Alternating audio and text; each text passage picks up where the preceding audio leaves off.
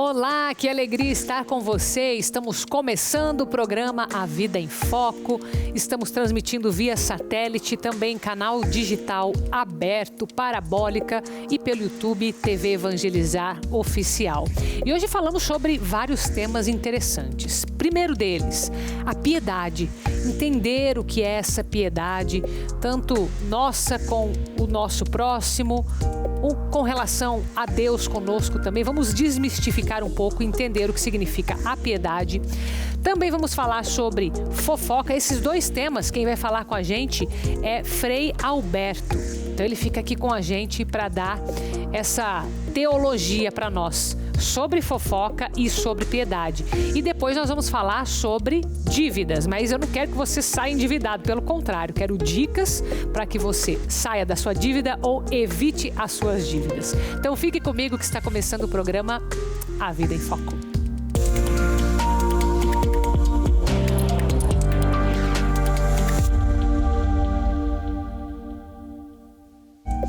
A gente começa então pela piedade. Essa palavra que pode parecer que é comum, de fato, nós escutamos bastante sobre piedade, mas entendê-la, será que a gente realmente sabe como praticar esta virtude? Então, Frei Alberto Henrique Ferreira Marini, seja muito bem-vindo, viu? Muito obrigado, Carol. Eu que agradeço, meu querido. É uma alegria estar aqui no programa, né? E falando um pouco sobre esses temas. Sim, com certeza. Frei Carmelita, certo? Isso. Muito bem. E o que a gente pode saber sobre a piedade? Eu queria algo assim bem... Pode ser profundo na tua resposta mesmo, viu? Eu quero que o pessoal entenda o que é exatamente essa piedade. É uma virtude, por exemplo? Posso chamá-la de virtude? Então, Carol, a piedade, ela é entendida como um dos dons do Espírito Santo. Tá. É uma graça que vem de Deus. Tá, uma graça de Deus, ok. E essa graça de Deus, ela não deve ser entendida ou compreendida como aquelas pessoas que são santas. Ah, então não tem a ver com santidade ainda. Ainda. Por enquanto, tá? Por enquanto. Porque a gente tem o costume de entender a piedade relacionado a falas tipo assim: ah, aquela pessoa piedosa. Porque vem naquela pessoa uma pessoa que é santa, né? Mas essa virtude, essa graça que vem de Deus, que é a piedade, nos ajuda a se aproximar das pessoas. Ela tem alguma ligação com a compaixão ou não? Ela tem, na medida em que a pessoa, ela busca no próximo amar também a Deus. Porque a piedade, ela está muito relacionada à questão do amor a Deus. Ah, entendi. E isso eu vou colocar como um exemplo. Bom, os santos, quando a gente olha para a vida dos santos e santas da nossa igreja, nós observamos que são pessoas como nós, né, de carne e osso, mas que buscaram na sua vida seguir principalmente a Jesus Cristo. E mais ainda, amar incondicionalmente a Deus. Tá. E isso também está presente nas pessoas. Então, você falou, deixa eu ver se eu entendi, você falou que é uma graça do Espírito Santo que nos faz amar a Deus, seja pelo próximo, seja por Deus mesmo. Acho que São Bernardo falava um pouco disso, né? Uma relação que a gente tem é o amar o outro não por benefício, não por interesse, mas porque enxerga Deus no outro, basicamente. Isso mesmo. A piedade, nós também podemos dizer que se trata de uma amizade íntima que eu mantenho com Deus, na minha interioridade, buscando praticar aquelas formas devocionais, mas que essas formas devocionais me levem a Deus. Por exemplo, a oração do terço, as novenas que as pessoas fazem, devotadas a Nossa Senhora do Perpétuo Socorro, as Santas Chagas, né? Então todas são exemplos concretos de práticas de piedade, a piedade popular ou devoções. Mas aí o cuidado que se precisa ter com o pietismo ou devocionismo, que muitas vezes não está ligado a Deus. Quando a gente olha para um santo ou santa da igreja, olhamos para ele que seguiu a Deus. É uma pessoa que me leva a Deus. Sim. Então, esses exemplos de piedade devem nos levar a Deus. Tá, sempre tem que ter esse foco. Se a pessoa se desvia, não necessariamente ela está tendo a piedade por causa de, por exemplo, uma devoção ou uma oração, como você colocou. A piedade sempre deve ser feita com sinceridade e verdade de coração, não para agradar os outros. Sim, entendi. Mas eu faço aquilo porque eu me sinto bem, porque isso me leva a Deus. Tá.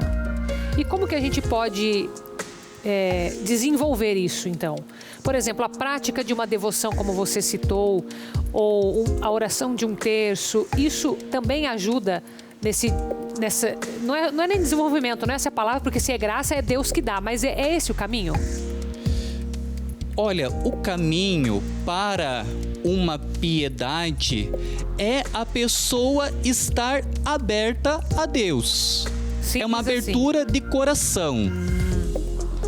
Porque podemos olhar que, às vezes, podemos estar com os corações fechados, que a graça de Deus não vai estar presente ali naquela pessoa. Por isso que a abertura de coração é a primeira coisa, é a primeira atitude da pessoa que busca ser piedosa na sua vida. Porque ela está buscando a Deus de algum modo, de alguma forma, seja pela oração do terço, seja pelas novenas que ela faz. Entendi. Porque é algo bem íntimo. Ela e Deus. É algo bem íntimo da própria pessoa. E ela que faz essa busca. E eu trago aqui também uma palavra que é de São Paulo, o apóstolo Paulo, dirigido à comunidade de Roma, aos romanos. Olha só o que Paulo nos diz acerca disso.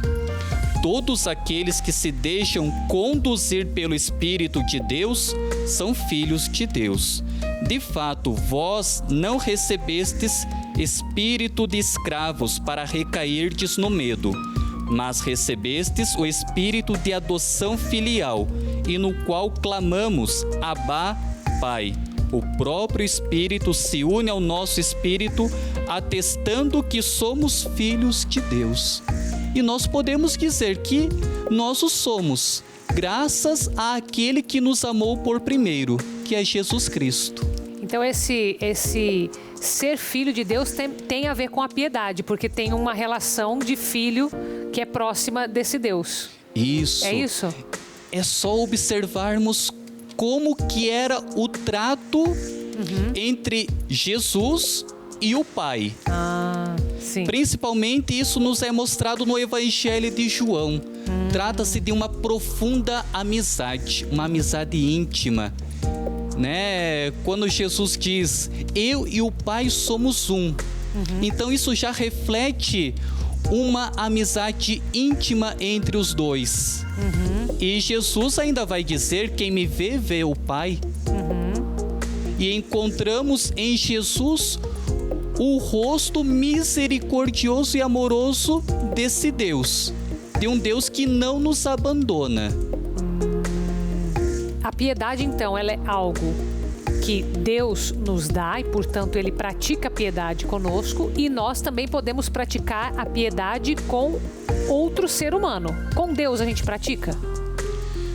Com Deus também, porque a piedade, ela está devotamente ligada ao amor que temos a Deus.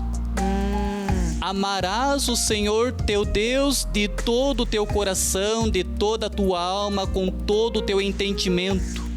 É o que o Evangelho de Mateus também nos traz. É o maior mandamento, né? Poderíamos dizer desta forma. Sim, sim. Então a piedade, ela é uma via de Deus para nós, de nós para Deus e com o próximo. Sempre o que tiver nos levando a Deus, eu posso dizer que ali tem piedade, se for verdadeiro, é isso? Isso, porque tudo está interligado, seja a nossa relação com Deus, seja a nossa relação com o outro, seja a relação com nós mesmos, e alguns colocam em relação à criação de Deus. Entendi, é tudo que é criação de Deus também. Isso. Ah, que interessante. Bom, você vai ficar aqui comigo, não vai, Frei? Isso Frei mesmo. Alberto fica aqui pra gente falar daqui a pouco sobre fofoca, né? Porque a fofoca, tenho certeza que você teve mais experiência com fofoca do que com piedade, né, Frei? Mas enquanto isso a gente sai para um intervalo e saímos com as imagens de Juazeiro do Norte, no Ceará, canal 39.1, cidade com mais de 276 mil habitantes. Volte comigo.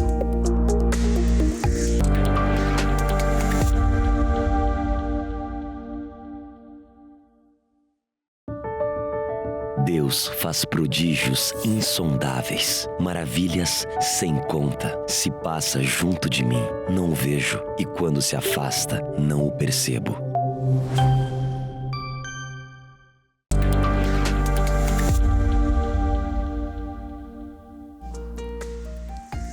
E nós voltamos com o programa Vida em Foco e te chamo para fazer já a sua inscrição para participar do festival Vem Voz, Evangelização e Música, o maior festival de música católica da TV brasileira.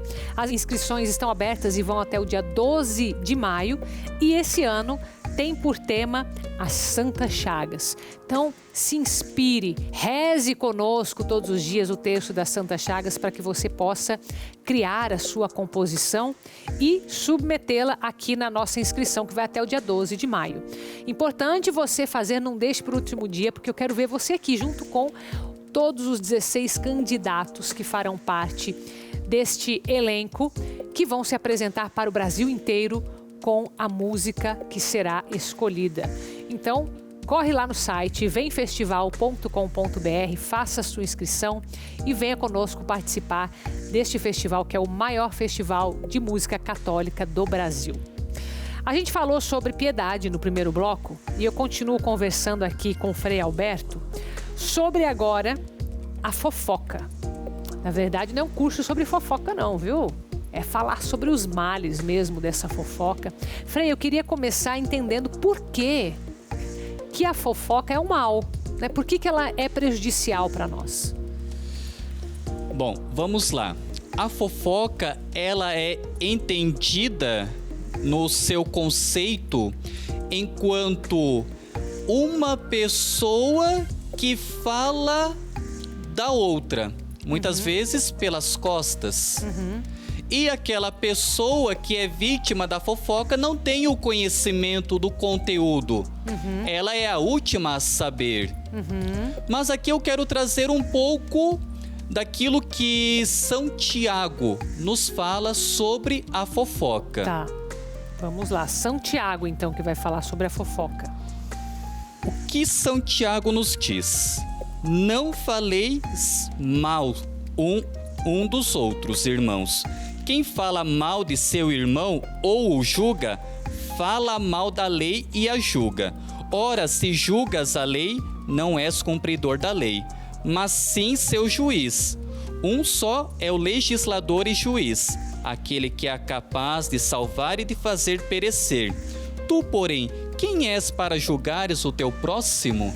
Ah, então a fofoca ela tem a ver com esse julgamento, que é o papel de Deus e não dos homens. E nós temos essa tentação também, Sim. de querer falar do outro, mas sem se reportar a ele.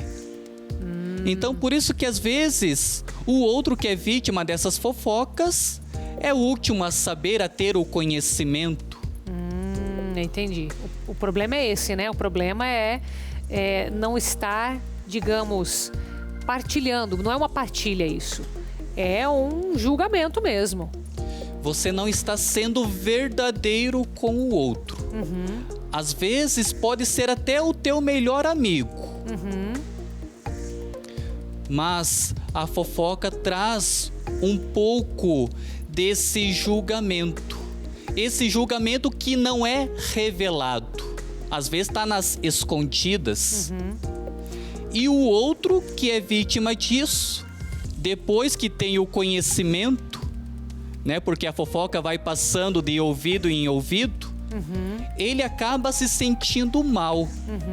Que aí é as consequências Sim. éticas, né? Puxa, mas por que falaram mal de mim? Por que estão falando isso sobre mim? Então é a pessoa que vai se perguntando. E como que ela fica moralmente?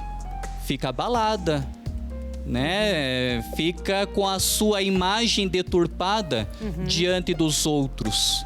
Entendi. Então você vê o perigo que as fofocas podem ocasionar. Não são só palavras jogadas, elas têm uma consequência. Isso é um ponto importante, né? Gera uma consequência. Ou seja, não é só um pecado, mas também tem uma reparação que ser feita, de alguma forma. Tem uma reparação. Bom, olhando um pouco para isso, vamos tomar como exemplo as comunidades de fé, dentro das nossas igrejas, paróquias. Muitas vezes a fofoca, ela pode afastar a pessoa do convívio da comunidade de fé, porque ela se sentiu moralmente ofendida. Entendi. E esse problema é o causador da saída de muitas pessoas das comunidades de fé, das nossas igrejas, paróquias. É um grande mal. Pode ser chamado de um vício também ou não? Pode ser chamado também de um vício. Daquelas pessoas que têm a mania ou a tentação de fazer isso de forma frequente. E como combater? A fofoca, a maledicência, é a mesma coisa ou não? Ou tem alguma diferença? As duas são colocadas no mesmo patamar. Tá. Da mesma forma como a murmuração, que fala também a palavra sagrada. Mas como combater isso? Tá. Será que tem remédio? Né? O que podemos falar a respeito disso? Né? Bom, a pessoa que tem essa tentação, né, que busca praticar isso, ela precisa se policiar, né? Então é por treino mesmo, é por vontade. Ela precisa tomar pequenos cuidados para não cometer isso, né? Mas de que forma? Às vezes a gente tem aquele nosso jeito, aquela nossa mania de não se reportar diretamente ao outro. Tá. Prefere falar para outros e não a pessoa que é o centro da atenção das fofocas. Então, o que é preciso fazer? Bom, procure o outro, converse com ele a respeito disso. Se às vezes você tem algum tipo de problema, alguma situação que não foi resolvida com o outro, converse diretamente com ele. Então melhor. É aquilo que Jesus nos ensina através da correção fraterna, de falar a sós com o outro e não de espalhar isso aos quatro ventos. Então a correção fraterna é uma forma de corrigir em si mesmo a maledicência, a fofoca, a murmuração. Isso. É uma das formas, uma das pedagogias que o próprio Jesus nos ensina a ser verdadeiro com o outro, verdadeiro e sincero. Sim, entendi. E que outras formas a gente pode usar para combater? Bom, a pessoa que se sente nessa condição de fofocar sobre a vida do outro, procure formas de orientação espiritual, de conversar isso abertamente com algum diretor espiritual para encaminhar nesse caminho, né? Por exemplo, a pessoa decidir se calar mais, seria um caminho ou não? Até que ela não consiga dominar a língua, ela ficar mais quieta. é um ponto a ser trabalhado. Tá, não necessariamente Não vai necessariamente. ser a solução. A solução, Tá. isso. Porque, às vezes, a pessoa pode ter até a prática de fechar a boca, simplesmente. Mas ainda fica a inquietação, Ah, entendi. Tem que Mas- ser tudo trabalhado, até essa inquietação interior. até essa inquietação, né? E é um dos grandes males que acomete tanto com aqueles que praticam quanto aqueles que ouvem fofocas, que são os secundários. Sim, Né? secundários, tá. Se estamos dentro dessa relação de pessoas secundárias que ouvem a fofoca de outro, quando já vem escutar uma fofoca, procure se afastar, né? Procure evitar isso para que isso possa se disseminar, Entendi. né? A primeira coisa que a pessoa deve pensar: eu não tenho o papel, a função de julgar o outro, de falar do outro. Eu não faço esse papel. Quem faz o papel é o próprio Deus, como ouvimos da carta de Santiago. Então, quem sou eu para julgar o meu irmão? Todos nós temos as mesmas fragilidades, a nossa humanidade, somos tentados ao erro, mas Deus nos dá essa capacidade de melhorar a cada dia. Isso porque Deus é misericordioso para conosco. Porque eu não posso também agir de misericórdia e de amor para com o outro, que é meu irmão também. Sim, com certeza. Frei, tem alguma forma da gente cortar essa fofoca quando ela está acontecendo? Então, por exemplo, pessoas conversando e se percebe que ali está acontecendo uma fofoca. Como que quem não quer a fofoca deve agir?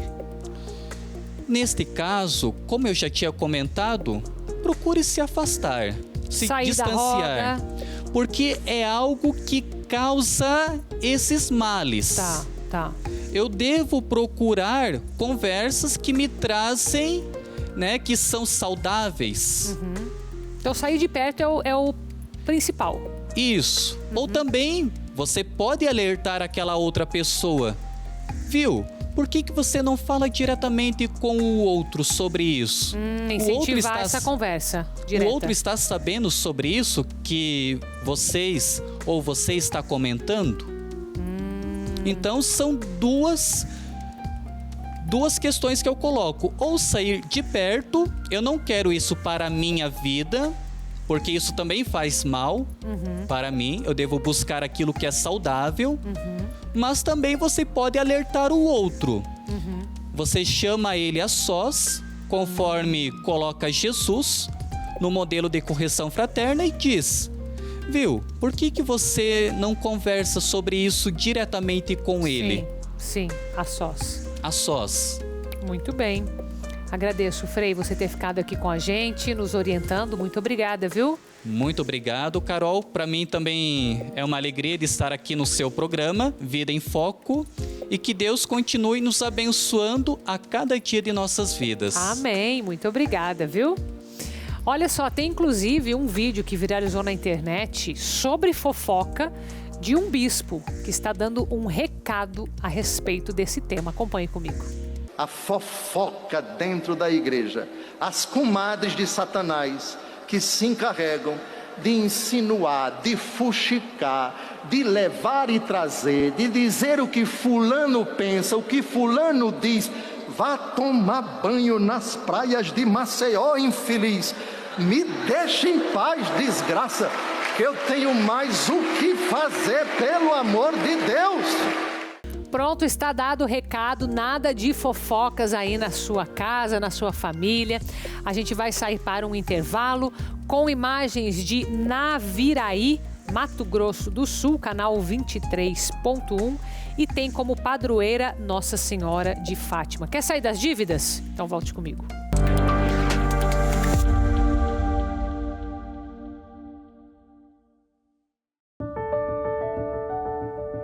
Por isso, não tema, pois estou com você. Não tenha medo, pois sou o seu Deus. Eu o fortalecerei e o ajudarei. Eu o segurarei com a minha mão direita vitoriosa.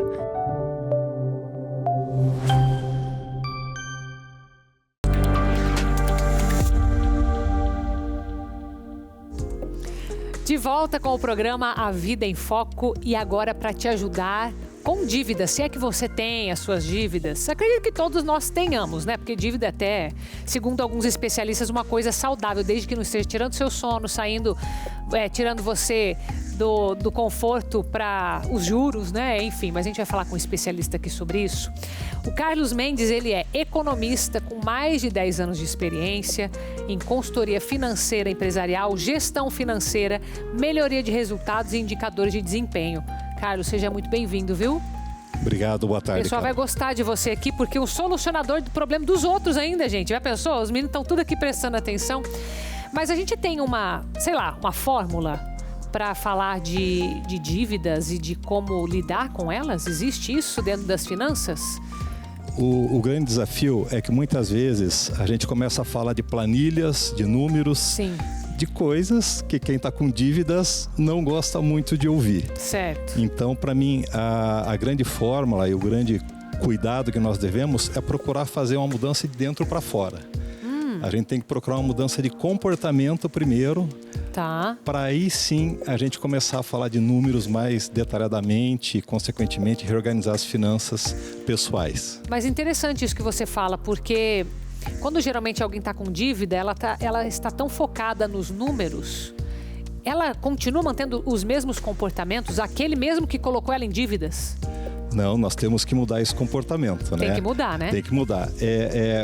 Quando eu digo para não focar primeiro nos números, é porque aí o que acontece? Vem ansiedade, vem preocupação, e a pessoa só consegue olhar para aquela situação complicada. Tá. Então, é aí que nesse momento, a minha primeira recomendação é: comece visualizando um novo momento da sua vida no futuro sem dívidas. Ah, então esse é o primeiro passo, não olhar para os números, mas ter essa visão de futuro. Exatamente. Tá. Então, muitas pessoas colocam numa situação assim, não tem jeito.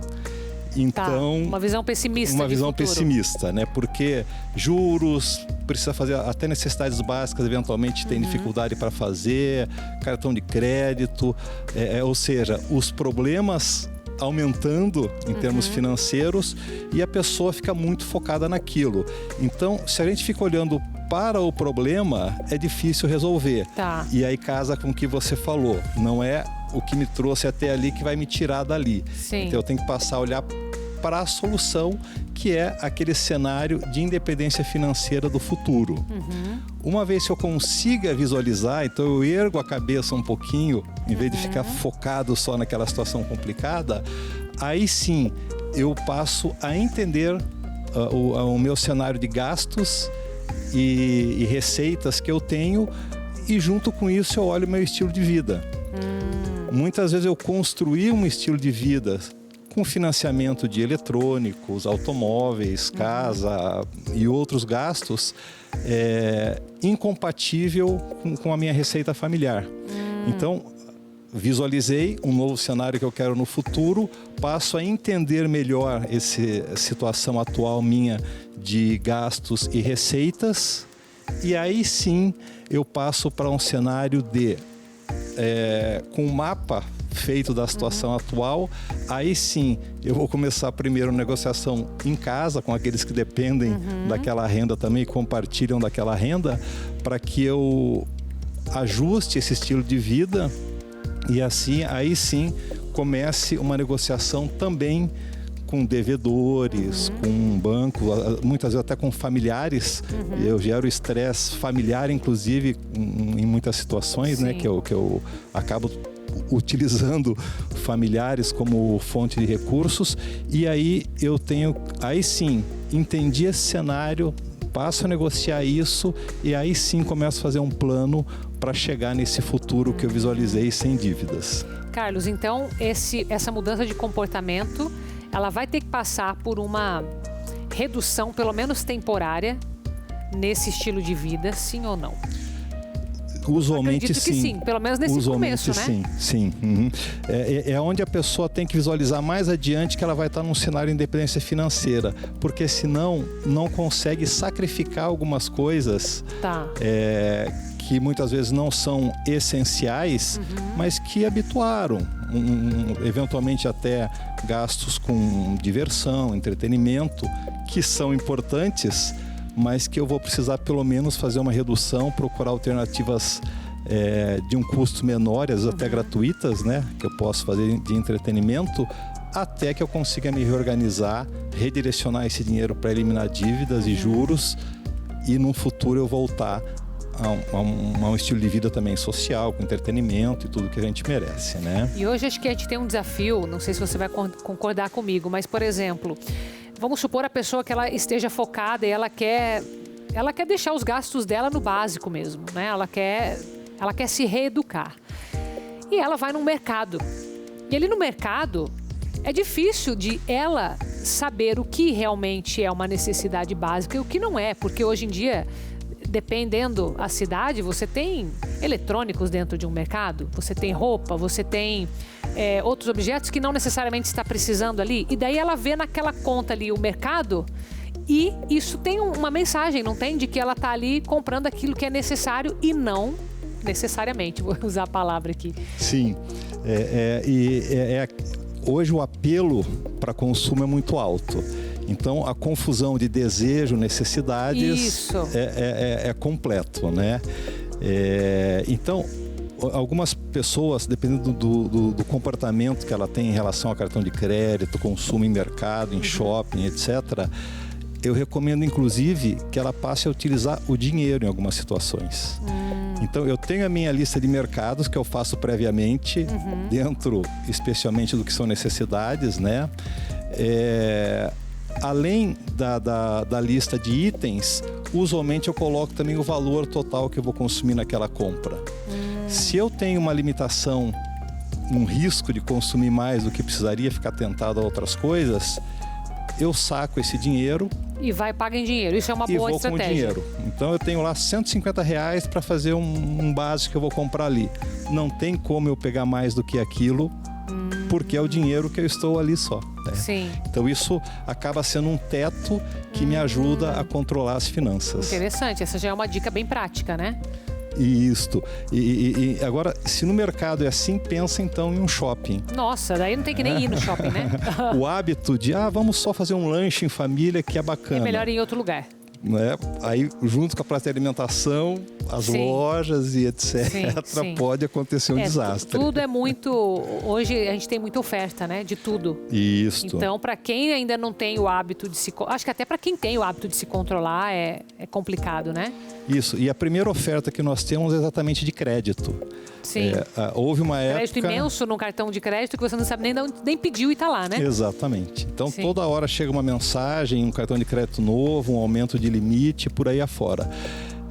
O cartão de crédito, ele tem os benefícios, mas quem não tem condição de dirigir um cartão de crédito... Melhor não ter. É melhor não ter. Tá. Eu falo que, para muitas famílias, né, eu recomendo começar com uma cirurgia plástica. Pegue o seu cartão de crédito, aquele pedaço de plástico, passe a tesoura nele. Pronto, é isso aí. Uma cirurgia plástica é essa. É essa cirurgia plástica. Deixe lá o mínimo necessário com o limite que você é capaz de gerenciar. Até tem uma história real que eu costumo ilustrar, né? Que aconteceu comigo efetivamente. Quando, uma época eu era CLT ainda na área financeira de uma empresa, chegando na empresa, uma pessoa de rua estava pedindo dinheiro, no chapéu dele lá tinha R$10 e ele pedindo dinheiro. Eu pensei se eu podia ajudar e aí eu percebi que aqueles R$10 que ele tinha era maior que o patrimônio que eu tinha. Porque eu estava com limite no banco tomado, cartão de crédito tomado, quer dizer, se eu fizesse o resultado líquido, eu tinha menos alguma coisa de patrimônio, menos do que ele, né? E aí eu pensei, mas peraí, qual que é a diferença então? Eu trabalho, estudo, etc. E ele nessa situação aí tá com mais dinheiro do que eu. A grande diferença é o crédito. por eu ter uma renda, por eu ter um emprego, por eu ter uma empresa, o crédito que eu recebo vem e aí eu consumo, só que o próprio crédito, ele vai se transformar em juros, caso eu não conseguir pagar aquilo ali todos os meses no cartão. Vou precisar de mais crédito até que chega uma hora que eu não consigo mais. Sim. Né? Então, o crédito tem os benefícios, se usado com sabedoria, mas tem um risco muito grande embutido, porque às vezes na cabeça eu posso consumir à vontade. Então, para quem está de fato querendo mudar esse interior, como você colocou aqui no começo, você recomenda que use dinheiro para pagar as contas? Exatamente, ou seja, quando eu entendi os meus gastos e receitas, aí sim eu começo a fazer quanto que eu vou gastar de mercado no mês que vai caber. Quanto que eu vou gastar se precisar de refeição fora. Opa, refeição fora aqui já não está cabendo. Cortei. Então tem que ter uma outra alternativa. Tem que ir pensando na criatividade. Exatamente. E para aquelas contas que eu vou manter, eu recebo o salário, o prolabore, distribuição de lucro, o que seja. De preferência eu já reservo. Esse envelopezinho aqui é o que eu programei para o mercado. Está o dinheiro aqui. É como eventualmente a gente dá um pacote de balas para a criança. Eu posso comer tudo agora? Você que sabe. Mas é só esse pacote que você tem. Sim, boa. Até o próximo mês, né? Sim. Então use com sabedoria. E muitas vezes o converter em dinheiro, previamente e dando a destinação, possibilita isso, que você não ultrapasse o valor e não caia na tentação de usar um crédito que muitas vezes já está até comprometido. Entendi. Tem alguma dica para quem está com várias dívidas, como discernir entre qual pagar antes? Bom, existem dois fatores. Além da questão dos juros em si, mas muito tem a ver com a capacidade de negociação. Bom, primeiro, além dos juros, tem um impacto da dívida muito grande, que é o impacto emocional. Sim. Eu usualmente recomendo, se eu tenho R$300 aqui para quitar dívidas, entre um parente que está criando uma situação difícil em família e uma instituição financeira, usualmente eu prefiro, além de quitar dívida, quitar a questão emocional também, preferir o parente. Porque eu preciso pagar o parente. De paz. Tá. O que vai me dar mais paz se eu quitar primeiro? Tá. Eu preciso de uma estrutura interna, de uma tranquilidade, de uma confiança para eu conseguir avançar. Tá. E o que a gente procura sempre é pegar o cenário de todas as dívidas, aquelas que são possíveis alongar. Então, poxa, está vencendo meu cartão de crédito, por exemplo, eu não tenho como pagar. Não vou deixar virar o juro do atraso para ver o que eu vou fazer. Vai negociar antes. Como que eu posso parcelar isso daqui em X vezes, de uma maneira que caiba no meu orçamento mensal, né? Negociação. O fator negociação é interessante, mas sempre recomendo esse cenário. Existe alguma coisa que está tirando a tua paz, está dando briga em casa devido àquela dívida? E de repente é com um parente que nem está me cobrando juros, mas uma negociação ali, uma antecipação pode trazer paz naquele cenário. Bem.